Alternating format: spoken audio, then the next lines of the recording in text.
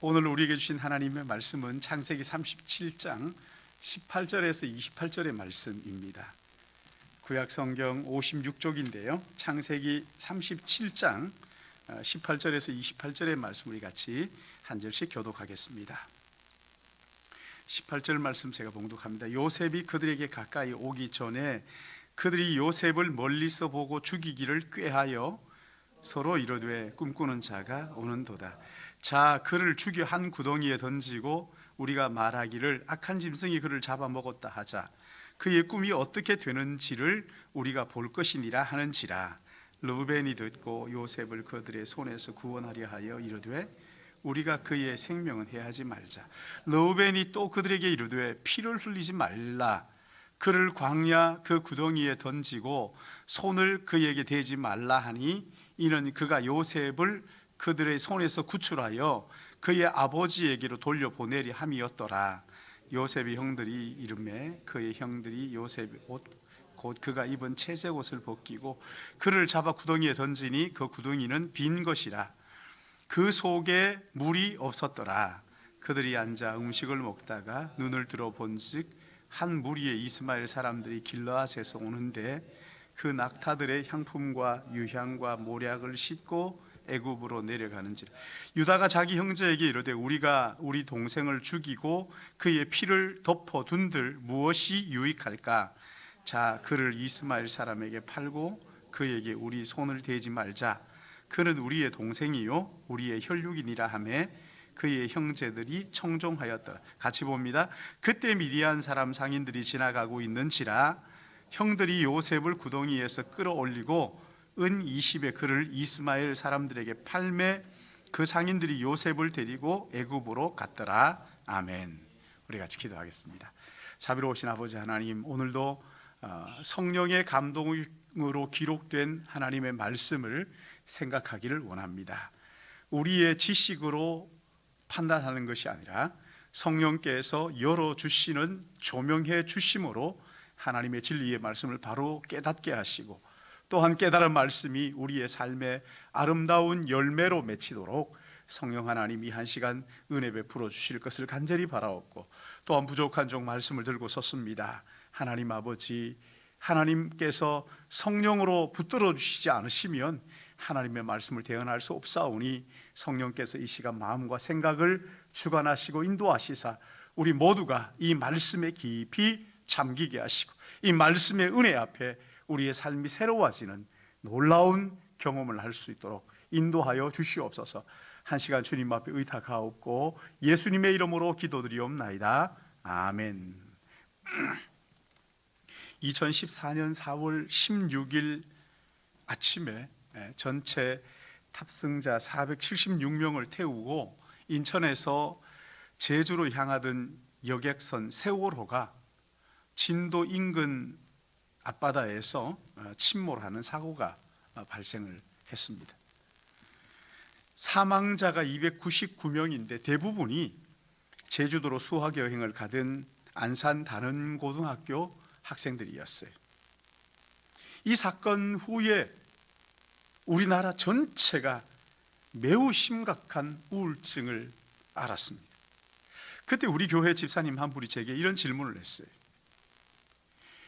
내 인생은 세월호 전과 이후로 나눕니다. 그리고 이 학생들이 죽어갈 때 하나님은 어디에 계셨습니까? 하나님은 정말 살아계십니까? 하나님 그때 너무 바쁘셨나요? 이 질문이 제 마음속에 떠나질 않습니다. 그런데 오늘 본문은 그 질문에 대한 대답이에요. 여러분 여기 오늘 본문을 보시면 요셉이 하나님이 주신 꿈을 꾸고 아버지 야곱도 아들의 요셉의 꿈을 마음에 간직해 두었습니다. 그 꿈 때문에 요셉이 얼마나 흥분했는데 그 다음 순간 짐승으로 돌변한 형들에 의해서 요셉이 구덩이에 던져지고 그 옷이 빨가벗겨지고 노예로 팔려서 미지의 세계로 떠나는 아픔을 경험하게 되죠. 그의 형들은 동생 요셉의 옷을 벗기고 찢어 양의 피를 묻혀서 아버지에게 가져다 줍니다. 아들의 옷을 받아든 아버지 야곱은 통곡을 하면서 이렇게 질문하지 않았을까요? 하나님이 이 아들이 찢길 때 하나님 어디에 계셨나요? 하나님 무엇을 하셨나요? 하나님 많이 바쁘셨나요? 코로나19로 어려움 가운데 있는 많은 분들이 아마 하나님 앞에 이렇게 질문을 하고 싶지 않나 하는 생각을 합니다. 하나님, 내가 찢기고 고통을 당할 때 하나님 어디 계셨어요?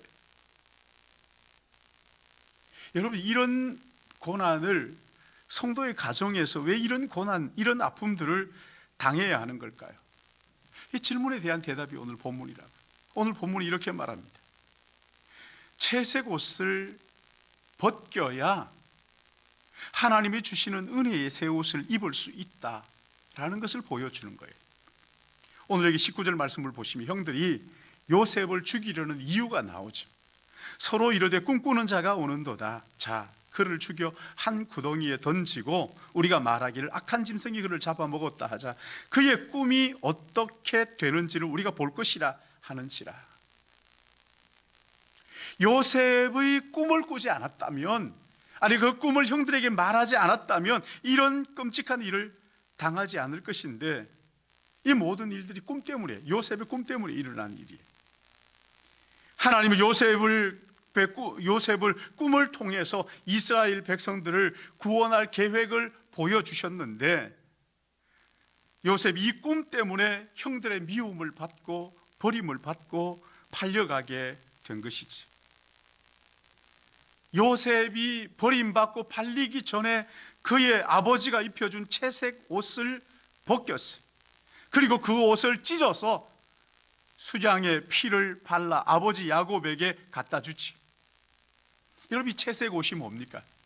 아버지의 편애를 보여주는 거예요. 아버지의 편애에 이 채색 옷이 벗겨지고 그리고 찢겨진 거예요. 나중에 이 옷이, 이렇게 형들에 의해서 벗겨진 옷이 언제 다시 입혀지느냐면요, 요셉이 꿈을 꾸고 바로의 꿈을 해몽하자 바로 왕이 요셉에게 세마포 옷을 입힙니다. 그때야 비로소 입혀요. 세마포 옷을 입히고 금사슬을 목에 걸어주고 애굽의 국무총리 자리에 앉혀서 결국 이스라엘을 살리는 일을 하는데, 그때 다시 옷을 입게 되는 것입니다. 하나님은 요셉에게 세마포 옷을 입히기 전에 먼저 아버지가 입혀준 채색 옷을 벗기신 거예요. 채색 옷을 벗지 않으면, 먼저 입고 있던 옷을 벗지 않으면 이 세마포 옷을 갈아입을 수가 없는 거예요. 여러분, 하나님이 주시는 꿈을 가슴에 품었던 사람들은 한결같이 채색 옷을 벗기는 이런 경험들을 하는 것을 볼 수가 있어요. 여러분, 성경은 이것을 하나님의 훈련 학교에 입학하는 것이라고 말하고 있어요. 하나님의 훈련 학교에 입학하면 먼저 자기가 입고 있던 옷을 다 벗어야 되잖아요. 다 벗어야 되는 거예요. 그리고 훈련복으로 갈아입고 훈련을 하는 것이지. 어떤 훈련을 하십니까? 채색 옷을 벗겨서 그 속에 있는 교만을 깨트리는 훈련을 하심으로써 그 사람을 낮추시는 거예요. 여러분, 교만한 사람이 지도자의 자리에 앉으면요, 백성들은 참 괴롭습니다. 기쁨이 없어지는, 웃음이 사라지는 거죠. 그래서 그를 낮추고 훈련하셔서 지도자의 자리에 올라가도 기쁨으로 다른 사람들을 섬길 수 있도록 훈련을 하시는 거죠. 또 하나 있어요. 요셉에게 사람을 의지하지 않는 훈련을 하시는 거예요. 그동안 요셉은 그 아버지가 다 해줬어요. 말만 하면 다 해줬습니다. 그러나 더 이상 아버지의 도움을 기대할 수 없는 자리에 이르게 된 것이지. 그때 비로소 요셉이 깨닫게 되죠. 나를 진짜 도와주실 분이 누구신가 하는 것을 거기에서 깨닫게 되는 거지. 거듭해서 사람을 의지하지 않도록 하는 훈련을 통과합니다. 또 하나 있습니다. 요셉은 다른 사람들로부터 철저하게 잊혀지는 훈련을 받았어요. 아버지로부터 잊혀지고 함께 있었던 사람들로부터 잊혀지는, 철저하게 홀로 외로움 속에 던져지는 이 훈련을 하게 된 것이에요. 그런가 하면 모든 사람이 나를 잊어버려도 오직 한 분, 나를 잊지 않으시고 기억하시는 그분을 거기에서 깨닫게 되는 거예요. 여러분, 하나님이 나를 기억하신다는 것을 깨닫는 순간 그 훈련이 끝나는 거예요. 여러분, 우리도 요셉처럼 하나님이 훈련소에 밀어 넣으시는 때가 있습니다. 나의 익숙한 옷을 다 벗기시고 나를 낮추시고 사람을 의지하지 않도록 하시고 나를 잊어버리는 이런 훈련을 하시는 때가 있어요. 시편 66편 10절에 이렇게 말씀합니다. 하나님이여, 주께서 우리를 시험하시되 우리를 단련하시기를 은을 단련함같이 하셨으며 우리를 끌어 그물에 걸리게 하시며 어려운 짐을 우리 허리에 메어 두셨으며 사람들이 우리 머리를 타고 가게 하셨나이다. 우리가 불과 물을 통과하였더니 주께서 우리를 끌어내사 풍부한 곳에 들이셨나이다. 훈련하시는 때가 있다고요. 여기에 말씀을 보시면은 은을 단련함같이 우리를 단련하시는데 그물에 걸리게도 하시고 어려운 짐을 허리에 묶어두시기도 하시고 사람들로부터 머리를 타고 다니게 하는 이런 훈련들을 하게 하시는 때가 반드시 있다는 거예요. 여러분, 우리도 가끔 보면 공동체에서 도무지 나를 알아주지 않는 거죠. 내가 할 수 있는 이 재능 몰라주는 거죠. 버림받은 것 같은 이런 마음을 느끼도록 하는 하나님의 훈련의 시간이 있다는 거예요. 여러분, 바로 그때 하나님께서 나를 훈련하시는구나 라고 생각하면 틀림없다는 거예요. 한 걸음 더 나아가서 하나님께서 그 요셉을 말씀과 기도로 훈련을 하시는데, 보십시오. 요셉이 형들에 의해서 구덩이에 던져졌어요. 다행히 그 구덩이에 물이 없습니다. 그 구덩이에서 요셉이 뭘 했겠어요? 처음에는 아버지 살려주세요 고함치지 않았을까요? 형들에게 고함치지 않았을까요? 그러다가 하나님 앞에 기도하기 시작합니다. 통성 기도하는 거예요. 그전에는 그저 입 다물고 조용히 좀 이렇게 뭐라 그럽니까? 교양 있게 기도를 하다가 이제는 죽을 판이 되니까 애걸복걸하면서 하나님 앞에 간절하게 기도하는 그 절박한 부르짖음, 거기에서 배우기 시작한 거죠. 그전에는 웬만한 건 아버지가 다 해줬기 때문에 그렇게 기도할 이유가 없었어요. 근데 거기에서는 하나님 앞에 절박하게 애걸하는 그런 기도를 하나님 앞에 드리는 기도 훈련을 받았어요. 여러분, 거기에서 절박하게 부르짖는 기도를 요셉이 배우게 된 거예요. 하나님이 주신 꿈을 깊이 묵상하지 않았을까요? 하나님이 왜 나에게 이런 꿈을 주셨을까? 여러분, 하나님이 주신 꿈을 묵상했다는 것은 말씀을 묵상했다는 것하고 똑같은 거예요. 할아버지 아브라함이 하셨던 말씀들, 아버지 이삭이 하셨던 하나님의 언약, 이 언약을 묵상하지 않았을까요? 여러분, 요셉은 거기에서 그 우물에서 그 구덩이에서 기도 훈련과 말씀 훈련을 철저하게 받은 것이지. 그러는 중에 채색옷이 벗겨지고 세마포 옷을 입을 준비를 하나님이 시키신 것이지. 여러분, 하나님은 믿음의 사람들에게 꿈을 주십니다. 그런데 이 꿈은 저절로 이루어지지 않습니다. 이 꿈을 이루기 위해서는 반드시 훈련의 자리로 내모시는 거예요. 아브라함이 복의 근원이 되리라는 꿈을 가지고 가나안 땅에 도착했을 때 그 앞에 있었던 기근이에요. 당시에 이 기근은 온 가족이 다 죽는 거예요. 그래서 그 기근을 피해서 애굽으로 내려가서 그 훈련을 받잖아요. 야곱은 장자권에 대한 꿈을 가지고 있었지만 형의 살해의 위협을 피해서 하란으로 도망을 가 20년 동안 그 훈련의 시간을 보냅니다. 모세는 어떻습니까? 40년을 이집트의 왕자로 살았지만 한순간 살인자로 전락하고는 미디안 광야에서 40년을 훈련의 시간을 보냅니다. 하나님 우리에게 꿈을 주셔요. 꿈을 주시는 것뿐만 아니라 반드시 훈련소에 내미는 때가 있다는 거예요. 그래서 채색 옷을 벗어 던지게 하시고 하나님의 은혜의 세마포를 입을 수 있도록 준비시켜 주시는 거예요. 지난주 설교 끝에 꼴찌 박사 조명환 장로 이야기를 했는데, 여러분 이분이 머리가 좀 부족하고 또 했지만 그러나 하나님 앞에 전심으로 내가 매달릴 때 하나님이 길 열어주신다. 그래서 하나님 앞에 예배 드리는데 전심으로 예배를 드리기 시작하니까 하나님께서 미국에 있는 오하이오 주립대학의 유전공학 전공할 수 있는 유학의 길을 열어주셨어요.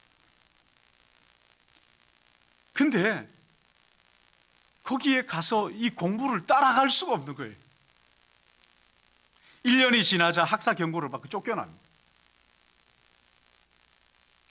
결혼은 했기 때문에 가족들에게 이 사실을 차마 말을 못하고 매일 학교에 가는 것처럼 아침에 일찍이 나가가지고 미국 공원에서 거기에서 저녁까지 있다가 돌아오는 거예요. 1년을 그렇게 했다는 거예요. 1년을. 여러분 이 대단한 끈기 아닙니까? 여러분 1년 이렇게 할 수 있겠어요? 난리가 날 텐데. 1년을 그렇게 했어요. 언어도 부족하고 머리도 부족하고 1년 동안 공원에 가서 공부를 하는 거예요. 근데 1년이 쯤 됐을 때 마음속에 자꾸만 죽음이 생각이 나더라는 거예요. 그러나 하나님 앞에서 내가 정말 그럴 수 없다. 그리고는 어릴 때 자기가 하나님 앞에 드렸던 기도를 또 올리기 시작합니다. 다시 하나님 앞에 기도합니다. 하나님이 주시는 용기를 가지고 미국에 있는 대학들을 두드리기 시작해요. 애리조나 대학에서 에이즈 연구하는 교수가 그를 받아주겠다는 거예요. 그 당시 에이즈는 아무도 알아주지 않고 지원하는 학생도 없었다는 거예요. 근데 그를 받아주겠다 그러니까 거기에 갔어요. 근데 졸업할 때쯤 되니까 갑자기 이 에이즈가 세계적인 문제가 돼가지고 우리나라 대학에서 교수를 뽑는데 지원할 교수가 없는 거예요. 자기를 초빙을 하더랍니다. 그래서 대학 교수가 됐어요. 대학 교수가 되어서 제일 먼저 했던 일이 뭐냐면 노벨상 수상자들을 초빙해가지고 이야기를 듣는 거였어요. 이게 인연이 돼가지고 이 사람이 아시아 에이즈 퇴치 학회의 학회장으로 뽑힙니다. 회장으로 뽑혀요. 지금은 월드비전의 회장으로 섬기고 있어요. 근데 이분이 그러는 거예요. 왜 하나님께서 나를 1년 동안 그 미국 공원에서 그렇게 시간을 보내게 하셨을까? 내 안에 교만을 낮추기 위하여. 하나님께서 나를 채색 옷을 벗기시고 세마포 옷을 입히는 그때에 교만하지 않도록 겸손하게 섬기라고 하나님께서 나를 낮추는 훈련을 하셨다고 그렇게 고백하는 거예요. 여러분 요셉의 세마포 옷이 찢긴 이유가 바로 그것이라는 거예요. 또 하나 있습니다. 우리 가정에 도사리고 있는 죄가 얼마나 심각한지를 보여주고 있어요. 여러분 요셉의 형들은 하나님의 선택받은 백성들 아닙니까? 근데 여러분 보세요. 이 사람들이 정말 그런 것 같아요? 우리보다 훨씬 더 못된 것 같지 않습니까? 아무리 이복 형제지만 어떻게 이럴 수가 있어요? 동생을 죽일 공모를 하고 있습니다. 20절에 보면 자 그를 죽여 한 구덩이에 던지고 우리가 말하기를 악한 짐승이 그를 잡아먹었다 하자 그의 꿈이 어떻게 되는지 우리가 볼 것이니라 하는지라. 형들이 모여가지고 숙덕숙덕 하는데 동생을 저 어떻게 죽일까 이걸 공모를 하고 있어요. 무슨 말입니까? 우발적 범죄가 아니라는 거예요. 계획된 범죄예요. 지독한 죄악, 그 속에 도사리고 있는 거예요. 여러분, 여기 23절에 채색옷을 벗기고, 채색옷을 벗겼다고 하는 것은 여기에 겉옷을 하나 벗겼다 이런 얘기가 아니에요. 빨가벗겼다는 거예요. 빨가벗겼다. 예수님 십자가에 못 박을 때 빨가벗긴 것처럼 빨가벗긴 거예요. 그리고 24절에 요셉을 구덩이에 던져버립니다. 쓰레기 버리듯 던져버립니다. 동생을 구덩이에 던져놓고 이 형들이 하는 일이 뭡니까? 참 기가 막히죠. 25절 보시면요, 그들이 앉아 음식을 먹다가 동생을 구덩이에 던져놓고는 자기들끼리 모여가지고 지금 음식을 먹고 있는 거예요. 창세기 42장 21절 말씀을 보시면 요셉이 형들에게 액을 했다 이렇게 나옵니다. 그의 마음의 괴로움을 보고도 듣지 않았다 이렇게 얘기를 해요. 요셉이 그 구덩이에서 마음의 고통을 가지고, 형 잘못해서, 형 다시는 이러지 않을게, 형 한 번만 용서해줘, 내가 다시 이런 일 하지 않을게, 정말 잘할게. 그러나 형은 그걸 듣지 않고 지나가는 상인에게 은 20에 팔아버립니다. 믿음의 가정에 이런 끔찍한 인신매매 범죄가 일어났던 거예요. 그 속에 이런 무서운 죄가 도사리고 있었다는 거예요. 여러분, 하나님은 왜 이런 형들을 즉시 심판하지 않으시고 가만두시는 걸까요? 여러분, 여기 중요한 교훈이 있어요. 하나님이 그들이 얼마나 더러운 죄인인가를 깨닫기까지 버려두시는 거예요. 이런 과정을 통과하면서 우리가 얼마나 더러운 죄인인가를 깨닫도록 하시는 거예요. 요셉을 훈련하시지만 요셉의 형들도 함께 훈련하시는 거죠. 자신들이 얼마나 더러운 죄인이며 내 힘으로는 구원의 여망이 없다 하는 것을 깨닫도록 하시는 거예요. 그것을 깨달을 때까지 우리 하나님은 내버려 두시는 거예요. 야곱은 어떻습니까? 이 아버지 야곱은 이 모든 문제의 근원인 편애, 아버지가 이 편애 때문이잖아요. 아버지의 편애가 얼마나 심했던지 야곱이 야복강 나루에서 하나님의 사랑과 씨름한 다음 날 형을 만나러 가기 전에 가족들을 줄을 세우잖아요. 창세기 33장 2절 말씀을 보시면 여종과 그들의 자식들을 앞에 두고, 제일 앞에 여종과 그 자식들을 둡니다. 두 번째는 레아와 그의 자식들을 다음에 두고, 마지막에 라헬과 요셉을 뒤에 두고, 이게 무슨 말입니까? 야곱의 편애가 거기에 그대로 드러나고 있어요. 앞에 있는 사람들은 총알바지. 그리고 자기가 아끼는 요셉과 라헬을 제일 뒤에다 두는 거예요. 뭘 말하는 거예요? 야곱의 편애. 그리고 세월이 흘러서 지금 120세쯤 됐습니다. 형의 손에서 구원받았죠? 세겜에서 위기를 하나님의 은혜로 잘 넘겼어요. 베델에서의 부흥도 경험했어요. 하나님의 은혜로 여기까지 왔습니다. 그런데 지금 야곱 보세요. 얼마나 성숙합니까? 정말 성숙했습니까? 변화되어 있습니까? 여전히 라헬을 감싸고, 라헬이 낳은 야곱을 감싸고 도는 것을 우리가 볼 수가 있잖아요. 이것이 자녀들을 분열하게 하는 불씨가 되었고, 야곱은 여전히 의의 길을 외면하고 있어요. 그런데 하나님께서는 이렇게 나이가 든 야곱을 훈련하시는데 가장 사랑하는 아들 요셉 잃어버리는 아픔을 그에게 주시잖아요. 아들에게 속아 넘어가는 이 아픔을 겪게 하시잖아요. 여러분, 이것을 통해서 우리가 깨닫는 게 뭡니까? 죄는 시간이 아무리 지나고 나이가 들어도 저절로 사라지지 않는다는 거예요. 나이가 든다고 저절로 성화되는 법은 없습니다. 우리 안에 죄악의 본성이 여전히 남아있어요. 원수 마귀는 늙는 법이 없어요. 그래서 죄는 여전히 우리 안에서 우리를 무너뜨리고 가정을 파괴시키고 혼란스럽게 하는 것이지. 하나님은 요셉과 그 형들을, 그리고 아버지까지 하나님의 훈련소에 밀어 넣으시고 그들 안에 있는 이 죄악을 보도록 하시는 거예요. 너희들이 이렇게 더러운 죄악 가운데 있는 어쩔 수 없는 멸망할 수밖에 없는 죄인이라는 것을 하나님께서 보여주시는 거예요. 마지막으로 한 가지 더 있어요. 여러분, 이런 풍랑 가운데서도 하나님께서는 세밀하게 그들을 인도하신다는 것을 보여주고 있어요.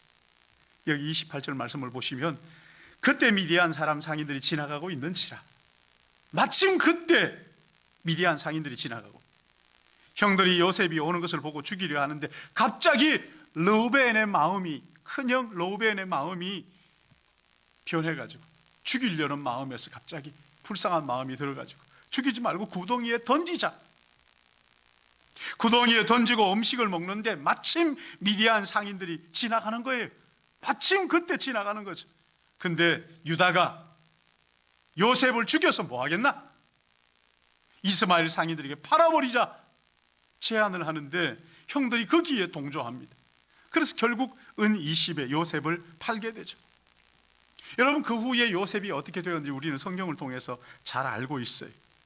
결국 애굽으로 팔려가고 그게 애굽의 국무총리가 되고 이스라엘의 기근 속에서 건지는 이런 놀라운 구원의 역사를 요셉을 통해서 이루게 되는 것이죠. 여러분, 성경은 이런 모든 일련의 과정을 하나님의 계획하심이었다고 말씀을 하고 있어요.